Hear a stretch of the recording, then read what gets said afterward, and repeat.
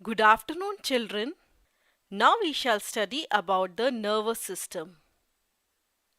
You already know sight, smell, hearing, taste, and touch are the five senses that help us to feel the world around us. Without senses, there is no way of knowing what is going around us. Using our sense organs, we are able to sense what is going on in the surroundings and do something in reaction to that input. For example, if you see a bike that might hit you, you jump out of the way.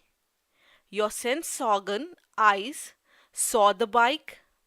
Your brain figured out that the bike might hit you, and your brain told your muscles to make your legs jump out of the way. You sensed and then acted. But wait a moment. Your brain is clearly up in your head, while your leg is clear down on your body. How does your brain talk to your leg? Somehow they must be connected for talking. This connection between your brain and your leg, as well as every other part of your body, is known as your nervous system. You can also say the nervous system is the highway along which your brain sends and receives information about what is happening in your body and around it. Nerves are the groups of fibers that connect the brain with the other parts of the body. They carry messages from the body to the brain and back from the brain to the body. Nerves from the head and the neck join the brain. Nerves from the other parts of the body join the spinal cord. What is spinal cord? The spinal cord is a long bundle of nerves inside your vertebral column or the backbone. The spinal cord is connected to the brain. So, it is the spinal cord and the nerves that let messages flow back and forth between the brain and the body. Thus, the main organs in the nervous system are the brain, spinal cord, and the nerves.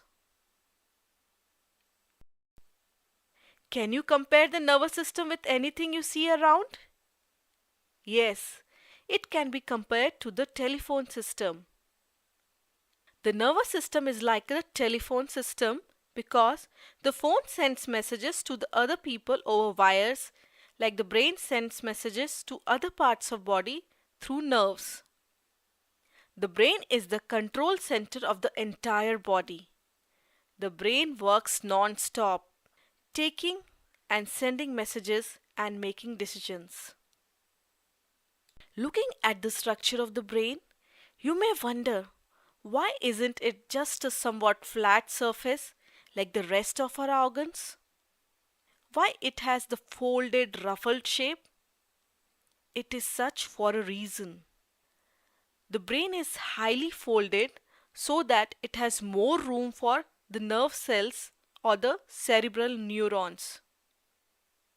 It is this way human brains pack a large surface area into a small container, the skull. The more the nerve cells, the more function the brain can do. Hence, the more intelligent it becomes. This is also the reason why humans are the most intelligent in the animals. The lower animals have smoother, flat, unfolded brains with lesser nerve cells. Hence, they are less intelligent. The brain is a delicate organ. It is well protected by the bony skull. You know, a clear liquid is present between the skull and the brain, which cushions the brain from the heavy blows and jerks. Similarly, the spinal cord is also a very delicate structure which is protected by the vertebral column or the backbone. Now we know it's the nerves which carry the messages. But how are the messages transmitted along our nervous system? Interesting to know, Messages travel from our brain to the various body parts via electricity. Are all the nerves of same kind? No. They are different kinds of nerves made of different kinds of nerve cells. Bundled together, they carry messages back and forth just the way the telephone wires do. Some nerves send messages to the brain and generally connect to the brain through the spinal cord inside the backbone. These are called sensory nerves. They are called sensory nerves as they are generally involved with the sense organs. Some nerves carry the messages back from the brain to all the muscles and glands in the body. These are called motor nerves. Why motor nerves? They are called motor nerves as they are generally involved with the motor skills. Some are mixed nerves. These not only carry messages to the brain but also carry instructions from the brain to the other body parts. So, there are three kinds of nerves: sensory nerves, motor nerves, and mixed nerves.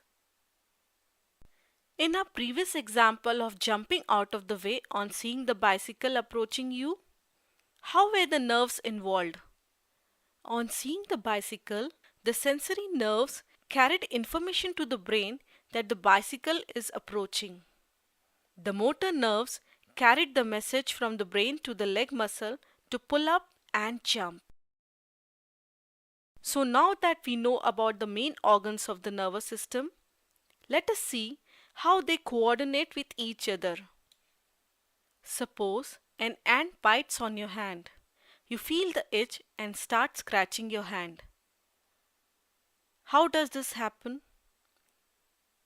The skin feels the itch and the nerves send electrical message to the spinal cord which sends it to the brain.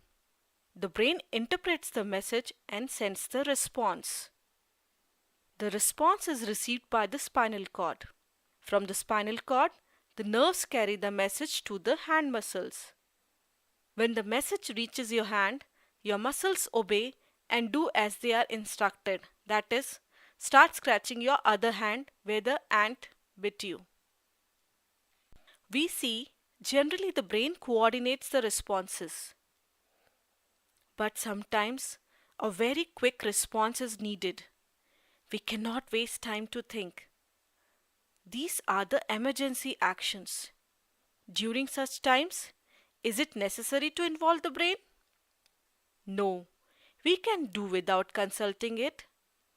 These are called reflex actions.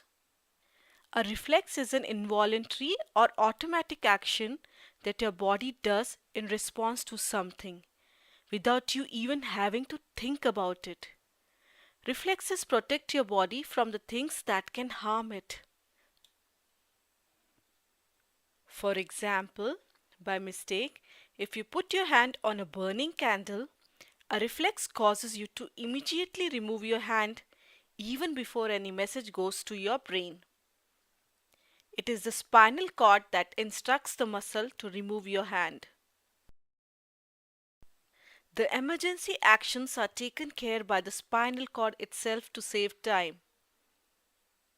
So in a nutshell, reflexes are processed directly by the spinal cord instead of the brain, thus allowing you to respond very quickly to danger without wasting time thinking about what you should do. Can you compare the nervous system with something else? Yes, one can compare the nervous system with the computer. Nervous system is like a computer because both use electrical signals to send messages.